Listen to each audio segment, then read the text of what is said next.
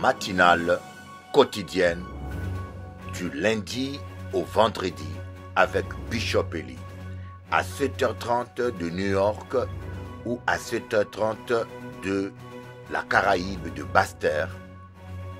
À Paris, pendant l'heure d'hiver, c'est à 13h30. Pendant l'heure d'été, c'est à 12h30. Prions ensemble avec Bishop Eli sur sa chaîne YouTube @Bishop Eli. Que Dieu vous bénisse. Avec Dieu, c'est toujours possible. Bonsoir à tous, j'espère que vous allez bien et que vous prenez bien soin de vous. Je vous parle toujours en direct de la Floride. C'est toujours un moment de joie pour moi de partager avec vous des sujets importants. Voilà. Alors, du coup, ce soir, je voudrais vous parler de l'ego. L'ego dans le couple.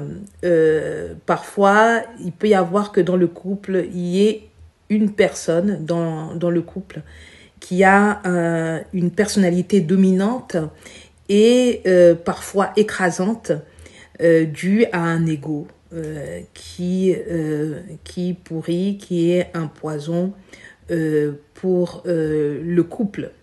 Voilà.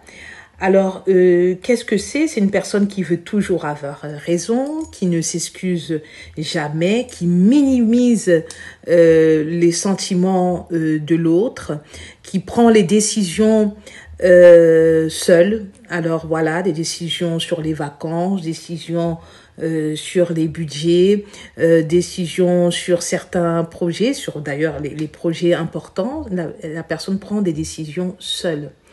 Alors du coup, quand vous faites cela, vous frustrez votre femme, vous frustrez votre épouse, vous lui enlevez son identité de femme. Vous lui enlevez son identité de femme. Il y a une perte d'identité quand vous faites cela. Si c'est un homme, c'est pareil. Vous lui enlevez sa place d'homme, sa place de chef de famille, vous lui enlevez sa place de mari. C'est très dangereux de faire cela. Il y a un déséquilibre et il peut y avoir également un risque d'explosion dans le couple. C'est pour cela que je vous encourage, si vous sentez que vous êtes dans ce cas-là, où vous dominez, vous écrasez votre couple, priez, confessez, mettez en lumière, parlez avec votre épouse, parlez avec votre pasteur s'il le faut. Si vous êtes dans le cas où vous vous sentez écrasé, parlez-en avec votre mari. C'est important d'avoir sa place. Un couple, c'est une équipe. Un couple est fait pour avancer ensemble, prendre des décisions l'un avec l'autre. Et tout cela veut tout simplement dire, tout simplement parler de l'amour. L'amour, c'est cela, c'est le partage avec l'autre. Depuis 2006, moi, je suis député du Nord Kivu. Donc, s'il y a des gens qui ont connu la guerre, qui ont fait la guerre, je suis parmi. La guerre, c'est pas quelque chose de facile. Hein? Les Akanangoli s'est quitté. Les Akafilm à remboté. Donc, c'est quelque chose qui se prépare pendant longtemps.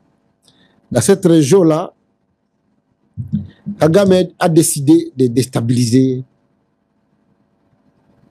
j'allais dire le Congo, mais je préfère bien dire de déstabiliser fortement le régime de Tshisekedi.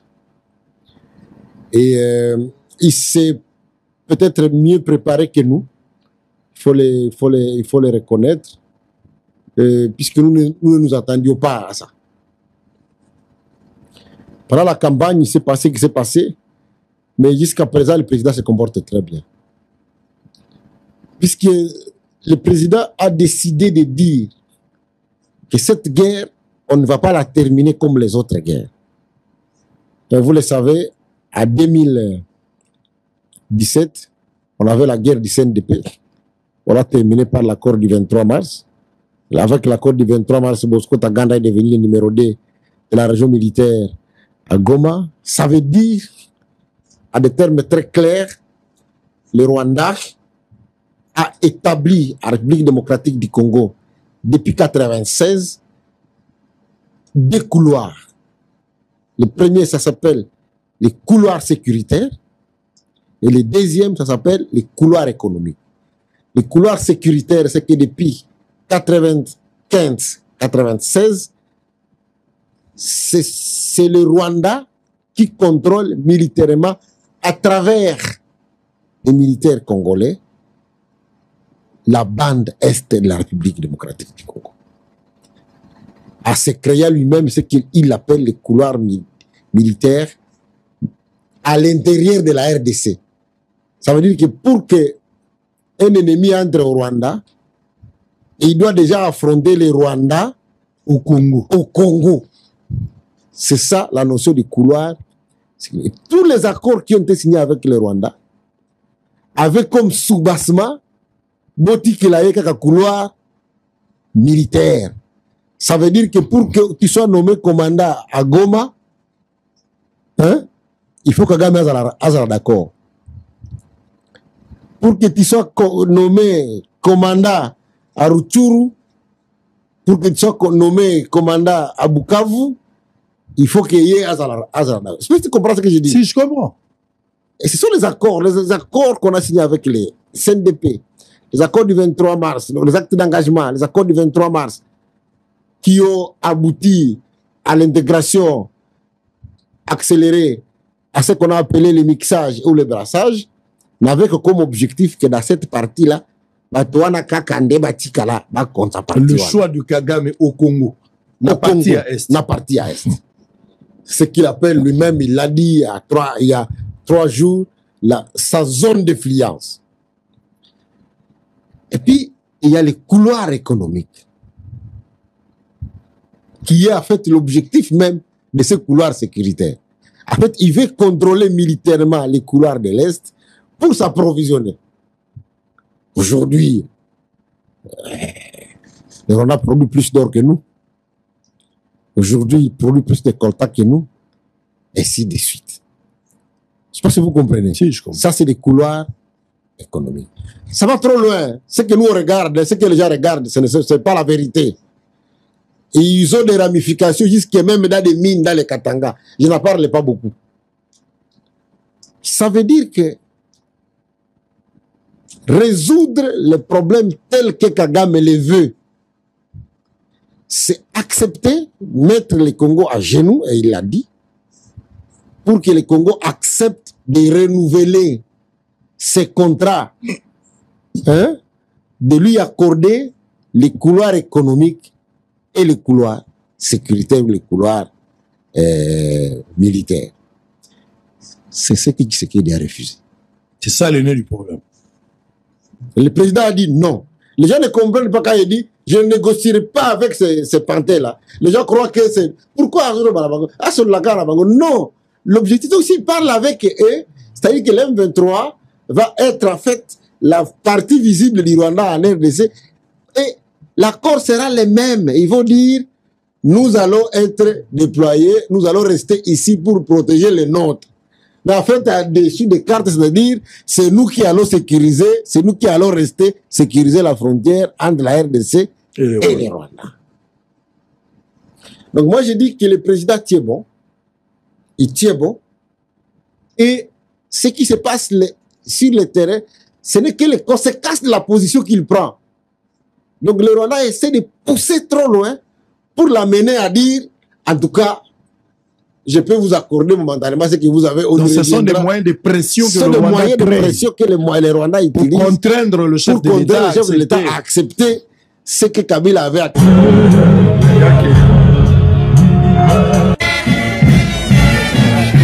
Vous voyez derrière moi? Que moi, je suis victime de ce qui s'est passé à Alex. J'ai perdu ma mère. Elle avait 28 ans. Elle a été assassinée devant moi. Et j'ai été violée à l'âge de 15 ans avec ma grand-mère. Donc, je suis là, je suis engagée, je suis dans cette lutte avec haine, avec colère, avec tout ce qui me monte. Et quand je vois ce qui se passe autour, Nous devons nous engager pour la cause de notre Mama Congo. Battons-nous pour la terre congolaise. Battons-nous pour la libération totale de la République démocratique du Congo, pas pour des individus. Que moi, je suis victime de ce qui s'est passé à Alex. J'ai perdu ma...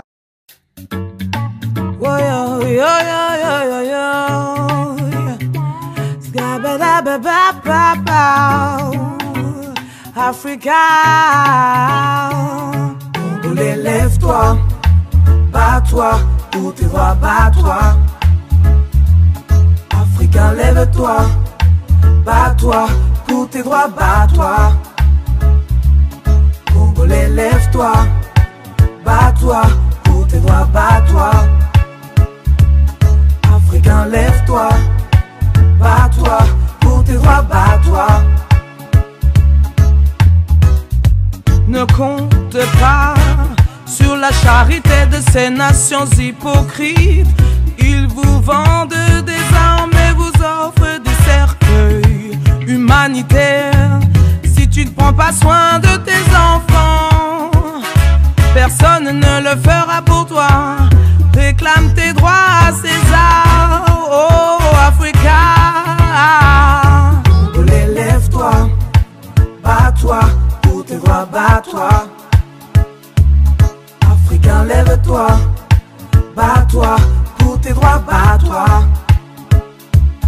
Congolais, lève-toi, bats-toi, pour tes droits, bats-toi. Africain, lève-toi, bats-toi, pour tes droits, bats-toi. Rely on the charity of the hypocritical nation who sell you weapons and offer your coffins. Yeah, why? If you don't take care of your children, nobody will do it for you. Claim for your rights, Africa. Fight for your rights, Africa. Lève-toi. You've got to fight.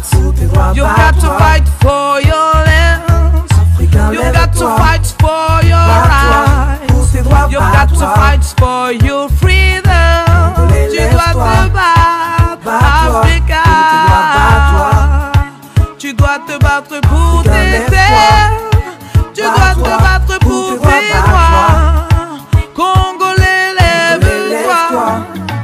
Fight for your rights, fight for your freedom. Yeah, fight for your rights. Yeah, yeah, yeah, yeah, yeah. You have to fight for your rights. Vous avez Africa, lève-toi. On en a assez. Partez, rentrez chez vous. La manifestation de ce aujourd'hui là. Merci. Les médias n'en parlent pas. Voilà. Personne n'en parle. Voilà. On nous tue et personne n'en parle. Voilà. On nous tue, voilà. Personne n'en parle. Voilà. On montre la guerre en Ukraine. Ouais. Pourquoi vous ne montrez pas la guerre au Congo? Je redirai le signe nom de Jésus. Jésus. Oh, béni soit. Bonjour chers amis téléspectateurs. C'est avec une grande joie que ce soir, je veux partager avec vous la parole de Dieu. Nous allons passer une émission spéciale République démocratique du Congo. Vous savez, dans mes émissions, je ne parle pas que de la religion. Je parle de la vie. Et j'applique la Bible à l'actualité. Vous voyez, des fois, nous les hommes religieux, nous sommes décalés. Nous sommes décalés des réalités et c'est la raison pour laquelle Karl Marx avait dit la religion est l'opium du peuple parce que nous prêchons la parole de Dieu toujours pour l'au-delà alors que la parole de Dieu concerne notre vie de chaque jour. Dieu s'intéresse à notre vie. Alors, sans tergiverser, je suis Congolais d'origine. J'ai la nationalité française, mais je reste Congolais de cœur. Alors, mon pays est en guerre et mon pays est en train de vivre une injustice inimaginable. Inimaginable, et le mot racisme, elle n'est plus de l'utopie. Je vais essayer de vous montrer que la politique européenne, la politique française ou bien macronienne, pas Général de Gaulle. Général de Gaulle était un peu différent. Celui qui avait donné l'indépendance à l'Afrique. C'est pour cela l'Afrique, les pays africains sont restés attachés à la France, parce que les pays africains avaient cru aux valeurs universelles que véhiculait la France. Malheureusement, la France s'est dénaturée avec des mauvais présidents comme Macron. Voilà. Je tiens à vous dire que le président Macron, c'est un franc-maçon. La franc-maçonnerie, c'est la société secrète, mystique française qui se perpétue dans la francophonie et dans lequel beaucoup de présidents africains ont fait allégeance pour avoir la protection de la France. Dans mon pays, le Congo est en train de vivre une injustice, et je me suis dit, je vais me battre pour mon pays, dénoncer et surtout informer les Français. Parce que je crois aux Français. Je crois que la France n'est pas un pays raciste. Les Français ne sont pas racistes. Et les Français est un peuple, comment dire, un peuple qui a une certaine bonté. Mais malheureusement, vos gouvernements vous trahissent. Et je peux vous dire, les Français ne comprennent pas pourquoi en Afrique, au Mali, dans certains pays d'Afrique, on ne veut plus de la France et on met la France dehors. Certains Français ne comprennent pas, mais c'est qu'ils ne se rendent pas compte de la politique que mène leur gouvernement. Donc aujourd'hui, là, je suis là pour dénoncer Macron, dénoncer la politique raciste que Macron mène en Afrique. Et je l'ai dit parce que je n'ai pas peur de conséquences. Je n'ai pas peur de la réaction de la classe politique française ou des francs-maçons français. Parce que quand je vois le nombre de mes frères, de mes compatriotes, de mes amis, qui meurent au Congo, la rage me monte à la tête et je me dis, se taire pour quelque raison que ce soit, c'est de la lâcheté. C'est de la lâcheté. Et voilà pourquoi même, si les Congolais me suivent, je suis étonné du silence de certains artistes congolais, de certains hommes politiques congolais, qui sont des attentistes. Ils attendent qui gagnera la guerre, qui aura le pouvoir pour faire allégeance. Or, ici, il ne s'agit pas du pouvoir de Tshisekedi, bien que son pouvoir est légitime. Cet homme-là a été élu démocratiquement. Vous voyez les problèmes qui se posent aujourd'hui. L'Europe défend les démocraties, apparemment. Il défend Israël parce qu'Israël est une démocratie. Mais je peux vous prouver par A plus B que le Congo est une démocratie. C'est la meilleure démocratie en Afrique. Il n'y a pas un pays qui est plus démocratique que le Congo en Afrique. Voyez, c'est le modèle démocratique. Le Congo, c'est le seul pays où on peut même critiquer le président, critiquer même sa mère, et sans qu'on soit enlevé ou soit qu'on soit arrêté. Mais qu'est-ce qui se passe? La France et l'Europe vont soutenir un dictateur. Ils vont soutenir Kagame, un génocidaire. Je pèse bien mes mots. La France et l'Europe vont... Bon, Macron, je ne dirais pas la France, parce que Macron n'est pas la France. Je ne pense pas que Mélenchon est d'accord avec ce comportement primitif, barbare de la politique étrangère française. Sous Macron, je ne pense pas que Marine Le Pen, connaissant ses positions, est d'accord avec ces manœuvres malsaines de la politique française. Donc, je suis convaincu que Macron, c'est pas la France. Voilà. Donc, mais malheureusement pour les Africains qui subissent ces injustices, et Macron c'est la France. Oui. ils ne réfléchissent pas plus.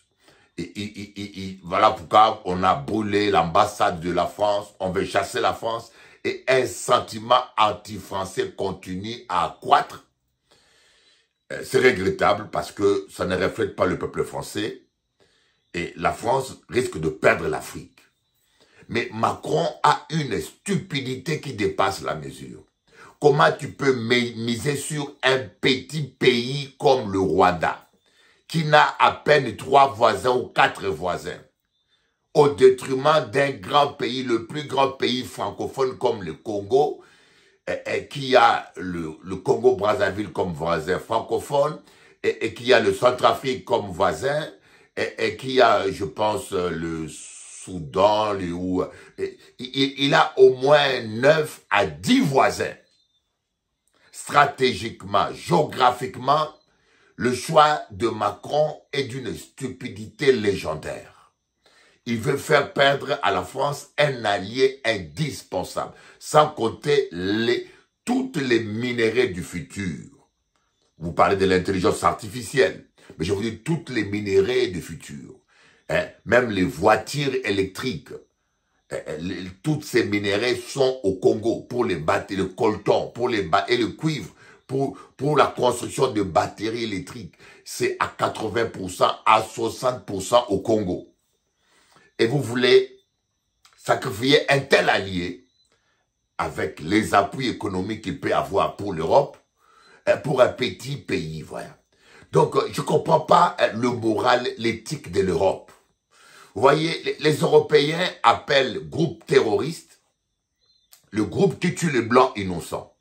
En un mot, on résume cela. Dès qu'un groupe militaire tue les Blancs, tue les Européens, ils sont des terroristes.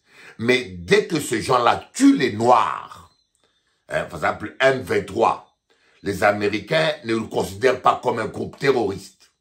Alors que ces gens-là, ça fait 30 ans, ça fait plus de 30 ans, il y a eu plus de 10 millions de morts. Les Européens vont encourager Félix à négocier avec M23. 2 poids, 2 mesures. Mais les Américains ne vont pas encourager Israël à négocier avec Hamas.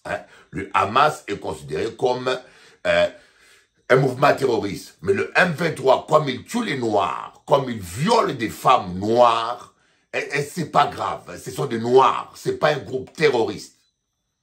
Le comportement des médias occidentaux, les médias européens.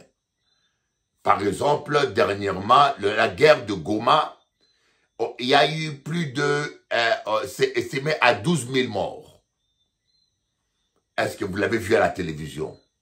Est-ce que les médias français en parlent?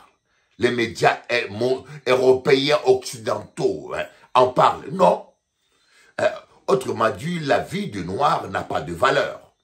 S'il y avait 12 000 morts en Ukraine, vous pouvez être sûr que nous tous, nous allons entendre parler de ça. Lorsqu'il y a eu 2000 morts à World Trade Center, et c'est le monde entier qui en a parlé. Et je vous pose la question, est-ce que la mort du noir a la même valeur que la mort d'un blanc dans ce monde d'aujourd'hui? En tout cas, je vous dis, moi, je ne supporte pas l'injustice. J'ai toujours été comme ça. Et je commençais l'opposition à l'âge de 19 ans contre les régimes de Mobutu. Vous voyez, je commençais l'opposition parce que je ne supporte pas l'injustice. Et je n'ai pas peur de tout perdre pour la vérité. Et je ne serai jamais lâche, vous voyez. La lâcheté a fait que les clergés, au temps d'Hitler, ils n'ont pas dénoncé le nazisme. Ils ont laissé Hitler tuer des millions de juifs. Ils ont béni même les catholiques, les clergés, les protestants. Certains ont béni même des soldats nazis. Pourquoi? Ça, c'est la lâcheté. Mais moi, je ne suis pas lâche. Et je le fais et je le ferai toute la semaine. Je vais critiquer. Oui, je vais critiquer et puis je vais appuyer ce que je dis avec la parole de Dieu. Parce que nous prions un Dieu juste. Voyez, c'est comme les États-Unis, un pays qui s'est dit chrétien. mais ils ont une politique extérieure la plus païenne possible. On est tous d'accord. C'est la CIA et l'Europe qui a tué Lumumba. Alors, j'aimerais vous dire, chers amis français, vous êtes contre l'immigration. D'accord.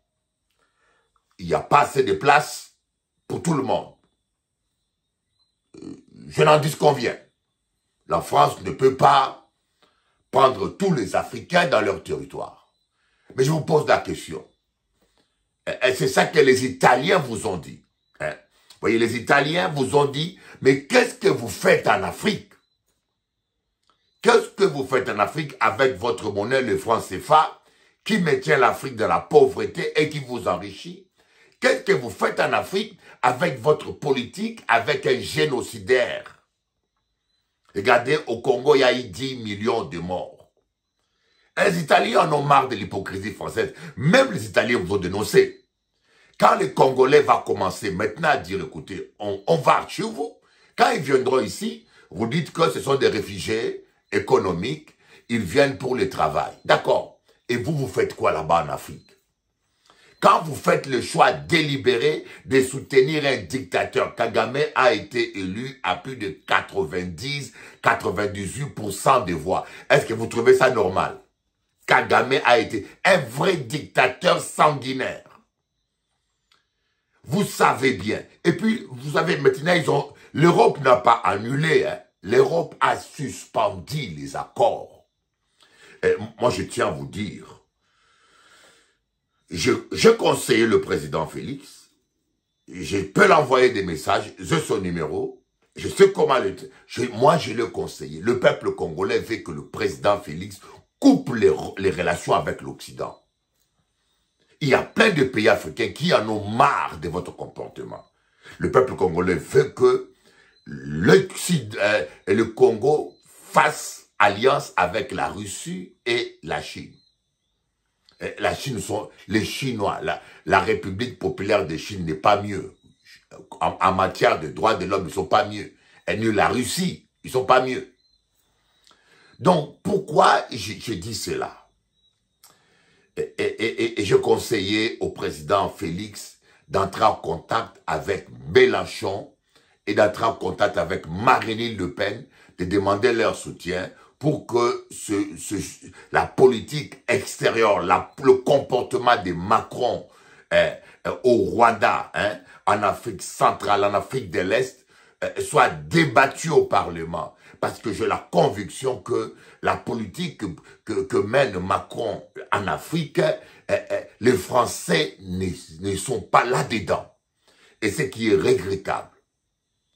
La France qui a des valeurs universelles, la France qui prend des valeurs universelles, va perdre des alliés.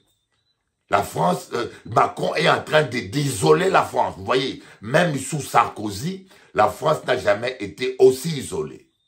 Il est en train d'isoler la France en Afrique. Ils sont en train de perdre. Le Congo, c'est le plus grand pays francophone. Mais dites-moi un peu. Est-ce que vos députés, les Européens, est-ce que vous avez des... D'abord, vous soutenez une dictature comme Kagame, un homme aussi sanguinaire, contre une démocratie comme Félix. Et pourquoi vous combattez la Russie?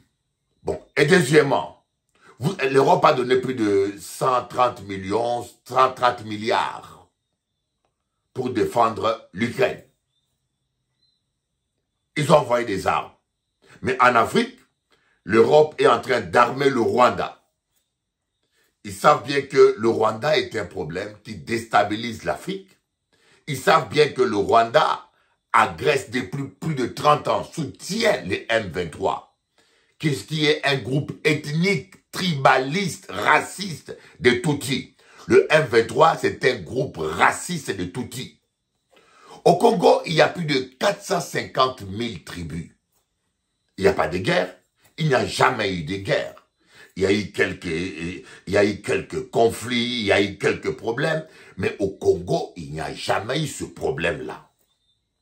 Mais les 100 000 Tutsis, sur 100 millions de Congolais, c'est eux qui sèment la pagaille. Et puis le pire, c'est que les Tutsis congolais ont toujours vécu en paix avec les Congolais. Le vrai problème, c'est ça. C'est ce qui est regrettable.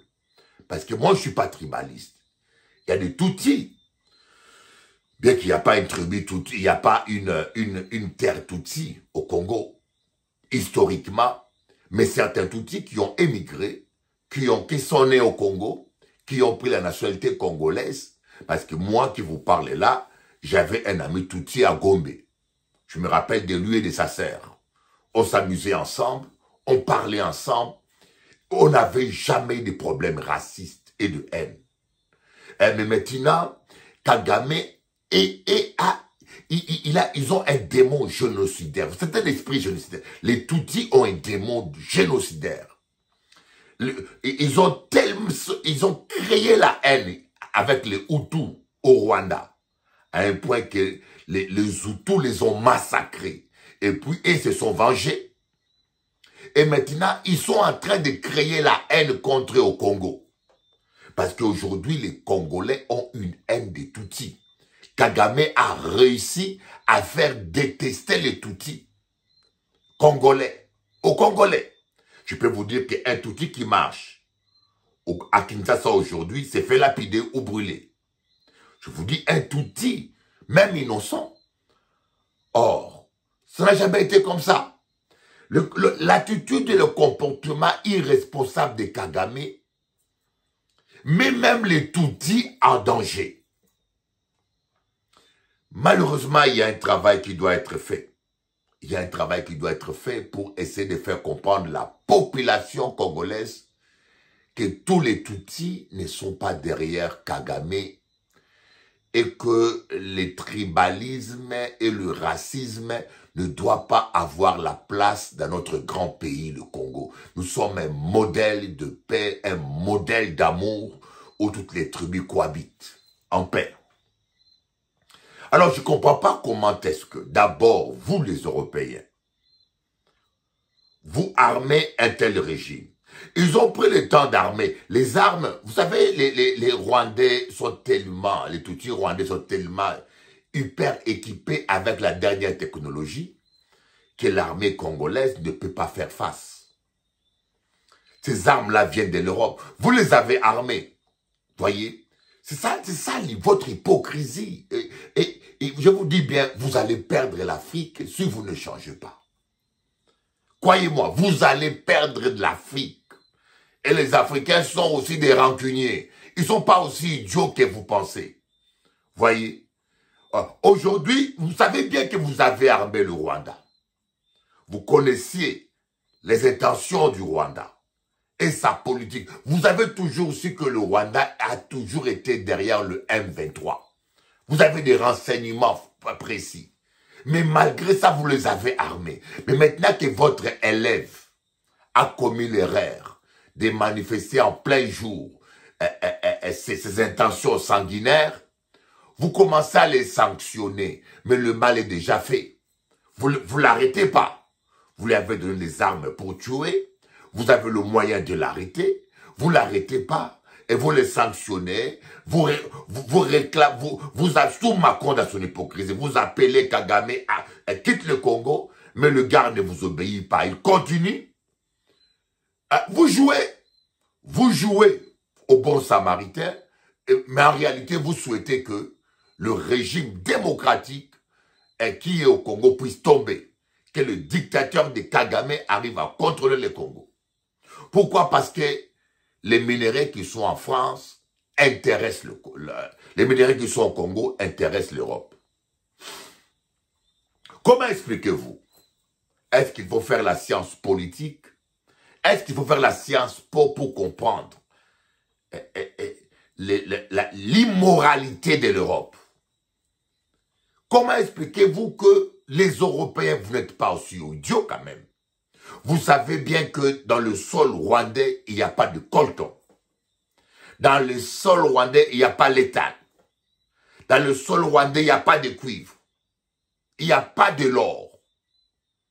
Mais vous allez faire un contrat. L'Europe va faire un contrat avec les Rwandais pour l'extraction des minéraux stratégiques. Aujourd'hui, le Rwanda est le premier exportateur de coltan. Pourquoi? Parce que les M23, depuis longtemps, ont occupé une zone où il y a 15% de coltan du monde, si ce n'est pas plus. Et c'est là où c'est estimé à plus de 2 milliards. Cette année, l'année 2024, c'est estimé à plus de 2 milliards les bénéfices que le Rwanda a eu en exportant de l'or congolais. 2 milliards. Pendant ce temps-là, les Congolais meurent de faim. Et Kabila, qui est un véritable pion de Rwandais, avait fait un accord avec les Tutsis, indirectement avec Kagame. Cet accord stipulait que la région de l'Ituri, de Kivu, cette région minière, devait rester sous le contrôle militaire des Tutsis. C'était ça l'accord. L'accord de 23 mai. Alors, pendant que Kabila était au pouvoir, ces gens-là exportaient. Kabila respectait l'accord, donc il a sacrifié cette région sous l'autonomie et gestion indirecte des Kagame. Alors, quand Félix est revenu au pouvoir, Félix n'a pas accepté cela. Dites-moi, qui peut accepter cela, que vous êtes en France, que l'Allemagne exploite les minéraux qui sont à Lorraine, à l'Alsace et Lorraine. D'ailleurs, c'est la raison pour laquelle il y a eu la Deuxième Guerre mondiale. Qui peut accepter cela? Donc, Félix, comme patriote, n'a pas accepté cela. Voilà pourquoi la guerre s'est déclenchée.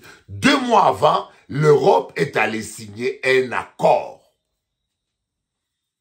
Un accord de partenariat pour les minéraux de coltan que le Rwanda exporte, sachant que ce minerai-là vient du Congo. Dites-moi, est-ce que c'est juste? Est-ce que c'est correct? Aujourd'hui, ils ont suspendu l'accord. Ils n'ont même pas annulé. Ils ont suspendu. Ça veut dire qu'ils ont suspendu, ils peuvent l'enlever encore. Mais j'ai dit aux Européens, vous allez perdre le Congo. Les Africains vont se tourner vers la Russie. Les Africains vont se tourner vers la... Vous allez perdre.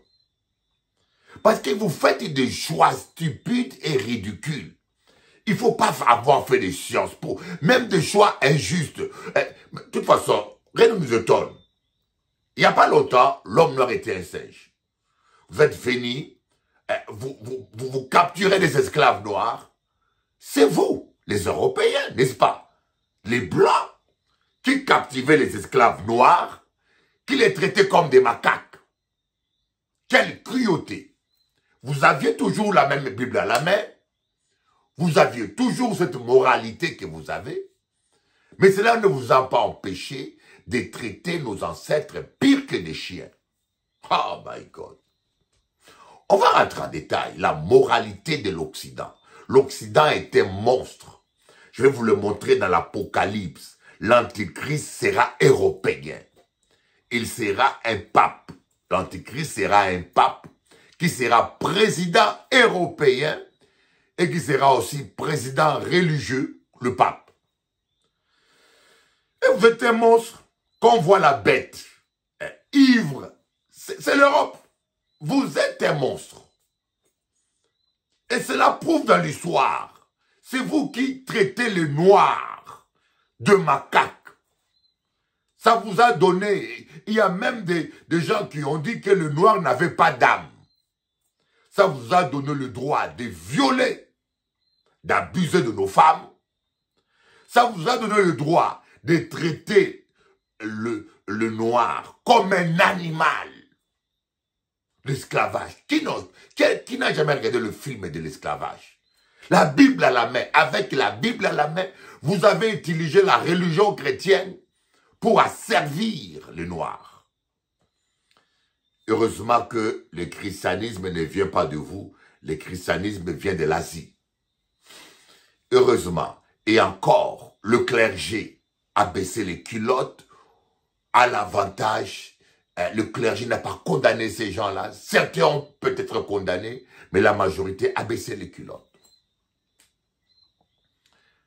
Maintenant, après l'esclavage, c'est la colonisation. Vous êtes allé en Afrique piller des bandes de voleurs. Vos ancêtres étaient des voleurs. Des bandes de voleurs. Vous êtes allés au... Nous, aujourd'hui, on vient en Europe. Hein? On ne vient pas avec le fusil. Hein? On vient, on demande le visa. Mais vous, quand vous êtes allés en Afrique, il n'y avait pas de visa, c'est avec des fusils. Vous vous battiez contre nos ancêtres qui avaient des haches, qui avaient des flèches, parce que l'Africain n'est pas un guerrier, n'est pas un sanguinaire. L'Africain ne cherche pas obligatoirement, c'est comme tout le pays, il veut dominer, mais ce n'était pas une obsession. Mais l'Europe avait l'obsession de dominer et d'écraser. Ils sont allés inventer le fusil, pendant que les Africains n'étaient toujours qu'aux flèches. Vous avez descendu nos ancêtres comme des mouches. Et c'était la colonisation. Le Belge, vous savez, le roi Léopold, c'est le roi le plus sanguinaire. Plus de 20 millions si ce n'est pas 30 millions de Congolais ont été massacrés. Le roi Léopold a considéré le Congo, ce vaste territoire, comme sa propriété privée. Ils ont tellement commis d'atrocités, avec la Bible à la main, avec la complicité de curés. Ils ont instauré un système, il y avait un quota de coton. Le nègre qui n'arrivait pas à satisfaire ce quota, on lui coupait les bras. Je ne vous dis pas le nombre de nègres ont eu des bras coupés. D'ailleurs, quand je parle là, vous allez voir des images défiler. Vous allez voir des images défiler. Dans mon montage, vous allez voir des images défiler là. Terrible. Et quand le monde a découvert cette atrocité, on a décidé de confier le Congo, le roi Léopold a donné le Congo à l'État belge. Et les Belges aussi non plus, n'ont pas fait mieux. Voilà l'histoire de l'Afrique. L'histoire de l'Afrique. Et aujourd'hui, voyez, un président patriote, un président africain patriote a une moyenne de durée de vie de 3 ans, 2 ans. Je vous dis bien, un président africain patriote. Les présidents qui ont la plus longue durée de règne, ce sont des vendus. Comme Sassou Nguesso, comme Mobutu qui a fait 30 ans de règne. Sassou Nguesso qui a, je crois, 40 ans de règne. Ils sont là. Omar Bongo qui a vieilli avec une paralysie d'un pied, mais qui... Vous voyez, ça dit que ce sont des gens... Vous pouvez imaginer que le Congo-Brazzaville ne connaît même pas la quantité de pétrole que Elf, la compagnie française, prend sur son territoire. Ça, c'est quel genre de contrat? Mais Sassou Nguesso, c'est votre pion. Vous l'aimez pour cela. C'est un dictateur. Un dictateur qui vole pour vous, qui travaille pour votre intérêt, n'est pas un problème. Un dictateur comme Saddam Hussein, comme Kadhafi, commence à vous déranger dès qu'il commence à vous tenir tête. Et vous bombardez ces gens, vous essayez à tout prix par l'éliminer. Sous prétexte de libérer le peuple. Vous aimez tellement le peuple noir, vous aimez tellement le peuple africain. Écoutez, nous ne sommes pas dupes. Alors, il est temps que vous changez votre politique. Et moi, je vous dis, il est temps que vous changez votre politique. Sinon, vous allez perdre l'Afrique. Et voilà. Donc, Lumumba a pris le pouvoir. Les Belges, l'Europe, a fait faire sécession. C'est exactement la même chose au Katanga. Parce qu'à l'époque, le Katanga était la région où on a découvert plus de minéraux. Tshombe, comme un stupide, il a joué le rôle. Vous savez, les Occidentaux trouvent toujours un nègre assez con qui joue leur partition. Et qu'est-ce que Lumumba a fait? Lumumba a appelé les États-Unis en aide. Vous ne répondez pas. Lumumba a appelé, comment on appelle ça, les Européens en aide, les Belges en aide. Vous ne répondez pas. Et Lumumba a constaté que c'est vous qui armez Tshombe. Et qu'est-ce qu'il a fait? Il a appelé les Russes à l'aide. C'était pendant la guerre froide. Vous l'avez qualifié des communistes, vous l'avez fait tuer d'une manière barbare. Les vidéos sont là. Et aujourd'hui, l'État belge reconnaît sa responsabilité dans la mort de Lumumba. Vous avez le droit de tuer sans être terroriste. Vous avez le droit de massacrer des gens sans être terroriste. Vous avez tous les droits. Mais la montre tourne. La Chine devient de plus en plus puissante. Votre règne va terminer. Parce que la Chine devient de plus en plus puissante. Même l'Amérique s'inquiète. Et mais je peux vous dire, vous savez, il n'y a aucun empire qui est éternel. Vous voyez, avant c'était les Babylones, après c'est Perse, après c'était la Turquie, mais la Turquie a perdu. Hein. Maintenant, après c'était l'Europe, maintenant l'Allemagne, maintenant c'est les États-Unis, et ils sont en train de perdre. Après c'est la Chine. Vous voyez. C'est comme ça qu'on a massacré Lumumba. Et après, c'est Kabila père, Mobutu qui a pris le pouvoir, qui a joué votre partition jusqu'au bout. Et puis Kabila père a pris le pouvoir. Lorsque le M23 a installé Kabila père, les Tutsis, les Rwandais ont installé Kabila père. Dès que Kabila père a dit stop, on a des vidéos où Kabila père n'a pas voulu trahir son pays et vendre son pays. On l'a fait tuer avec une balle dans son bureau. Le même problème, maintenant, vous avez fait avec Félix. Le président Félix Antoine Tshisekedi. Vous faites la même chose. Vous avez armé le Rwanda pour que le Rwanda vous fasse le sale besogne. Pour qu'entre Noirs, qu'on puisse s'entretuer. Et les États-Unis, des véritables primitifs. Vous savez, quand l'Iran dit que l'Amérique c'est Satan, je crois qu'ils n'ont pas tort. Parce que vous êtes des vicieux. Ce que je dis là, je dis la vérité. Je sais que ça va vous déranger. Eh bien, moi, je suis un combattant. Ma soeur m'a dit, Bishop Eli, ne dis pas ça. Ils vont te prendre la nationalité. Non, non, non, non. Je ne peux pas me taire, moi, Bishop Eli, et voir mon peuple se faire massacrer par mon pays adoptif. Je ne peux pas me taire. Je préfère tout perdre. Perdre mes émissions à la télé, perdre l'argent. Je préfère même qu'on m'expulse. Mais je veux qu'un jour, quand je vais avoir mes vieux jours, me regarder devant le miroir pour dire, Eli, tu n'as pas été lâche. Eli, tu as été un vrai homme. Tu n'as pas laissé. Oui, je ne veux pas être lâche. Ah, je sais que Dieu sera toujours de mon côté. Oui. Bon, maintenant, vous faites la même chose avec Félix. Vous armez le Rwanda. Et Félix a cru en vous. Et nous, on ne croyait pas en vous. On vous connaît. Un léopard ne change pas de peau. Vous trouvez normal que les Qataris aient du pétrole, qu'ils vendent leur pétrole, qu'ils aient des milliards. Ça ne vous gêne pas. Votre problème, c'est le noir. Vous avez du mal à accepter qu'un pays noir soit riche. Regardez ce que vous avez fait avec Haïti. La France doit rembourser l'argent qu'il a pris en Haïti. L'Allemagne a remboursé tout ce qu'il a volé en France. Jusqu'aujourd'hui, l'Allemagne paye tout ce qu'il a fait en France en Deuxième Guerre mondiale. Jusqu'aujourd'hui. Mais pourquoi vous, la France, vous ne remboursez pas à Haïti les milliards que vous avez pris? Aujourd'hui, ça vaut des milliards. Avec cet argent, Haïti peut décoller. Et c'est la même chose. Vous avez armé le Rwanda. On vous appelle au secours. On condamne. On suspend. Bande de voleurs. Vous êtes des bandes de voleurs.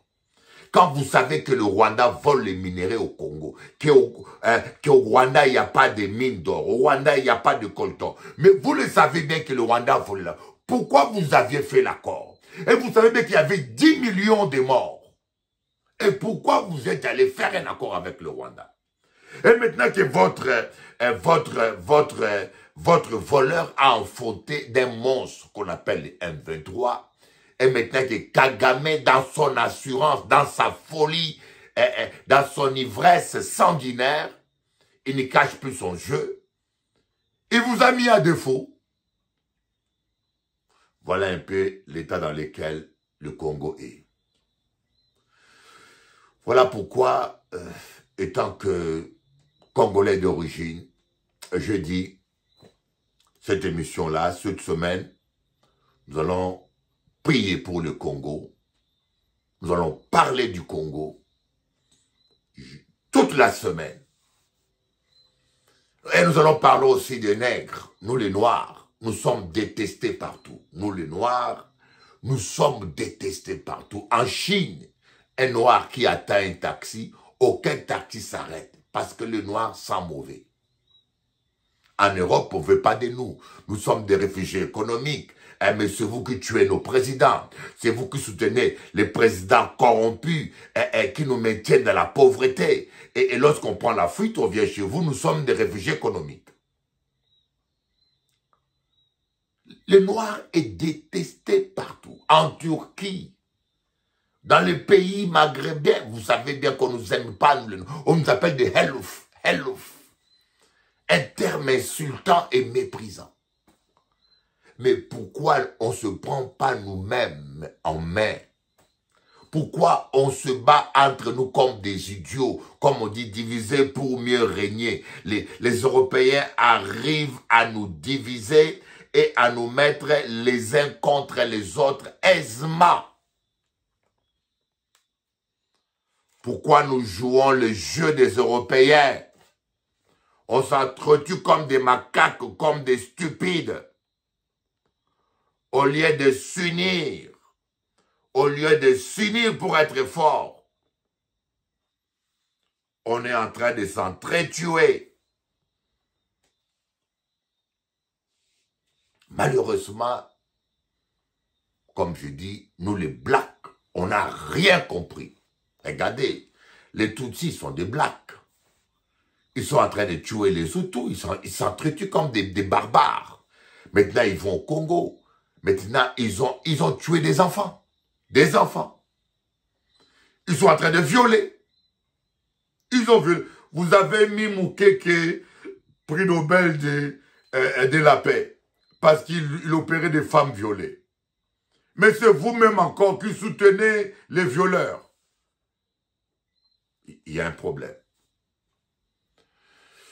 J'espère que le président Félix, j'espère, parce que malheureusement, je le reconnais, Félix est très mal entouré. Il est entouré des opportunistes et de, je ne dis pas tous, mais de beaucoup d'opportunistes. Voyez, vous n'aidez pas le président et moi, je ne peux rien dire contre lui. Il a le courage déjà d'être là. Il a le courage de ne pas fuir et d'être là. C'est un homme courageux que je respecte beaucoup. Il a le courage. Je ne connais pas un seul Congolais qui peut dire il a donné autant que Félix pour le Congo. Toute sa jeunesse, il s'est battu. Il y a des vidéos où on voit Félix se battre jeune. C'est une famille qu'on doit respecter. La famille Tshisekedi, vous devez le respecter. Aujourd'hui, vous appelez Lumumba votre héros national. Mais c'est vous-même, le Congolais, qui l'avez attrapé et vendu au Katangé. Malheureusement,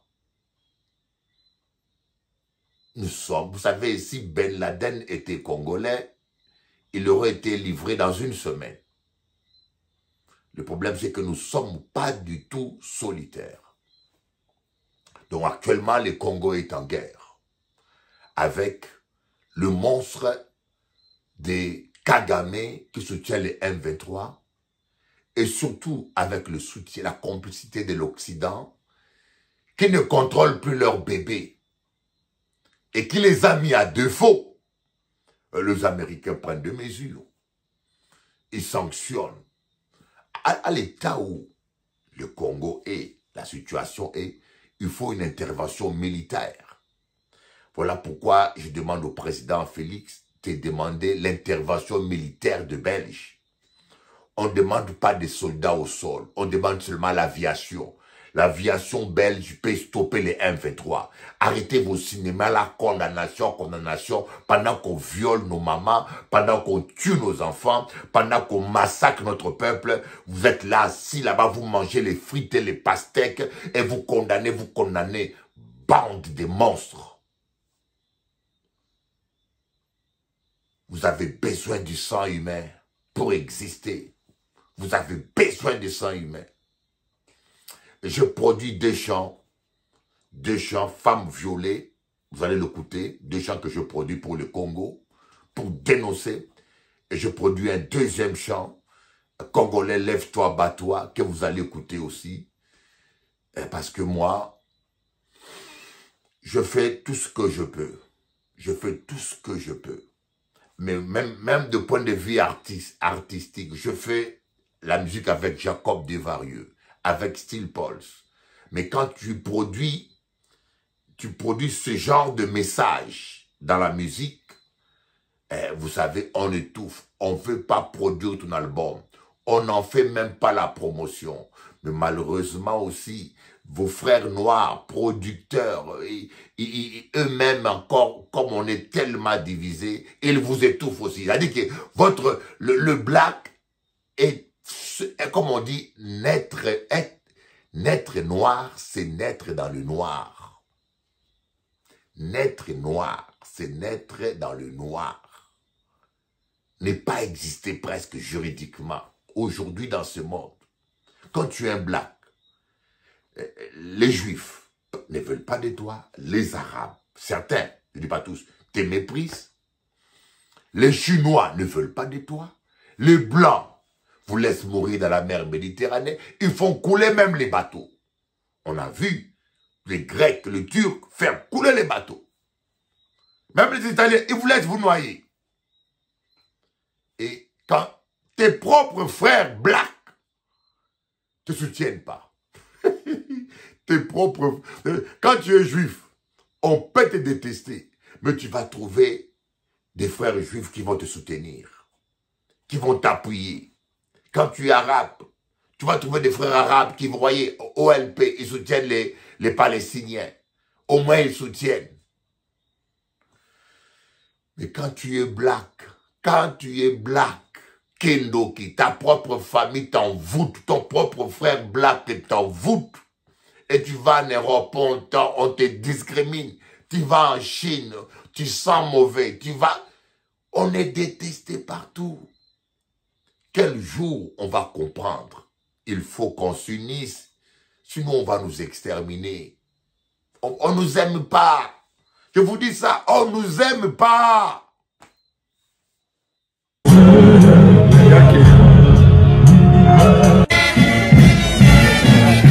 Vous voyez derrière moi? Que moi, je suis victime de ce qui s'est passé à Alex. J'ai perdu ma mère. Elle avait 28 ans. Elle a été assassinée devant moi. Et j'ai été violée à l'âge de 15 ans avec ma grand-mère. Donc, je suis là. Je suis engagée. Je suis dans cette lutte avec haine, avec colère, avec tout ce qui me monte.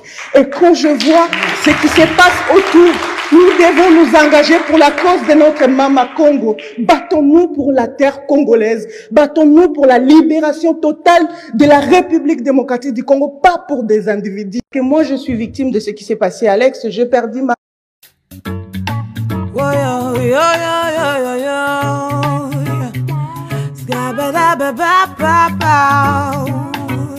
Africa, Congolais, lève-toi, bats-toi, pour tes droits, bats-toi. Africain, lève-toi, bats-toi, pour tes droits, bats-toi. Congolais, lève-toi, bats-toi, pour tes droits, bats-toi. Africain, lève-toi, bats-toi, pour tes droits, bats-toi. Ne compte pas sur la charité de ces nations hypocrites. Ils vous vendent des armes et vous offrent des cercueils humanitaires. Si tu ne prends pas soin de tes enfants, personne ne le fera pour toi. Réclame tes droits à César, oh Africa. Congolais, lève-toi, bats-toi, pour tes droits, bats-toi. Africain, lève-toi.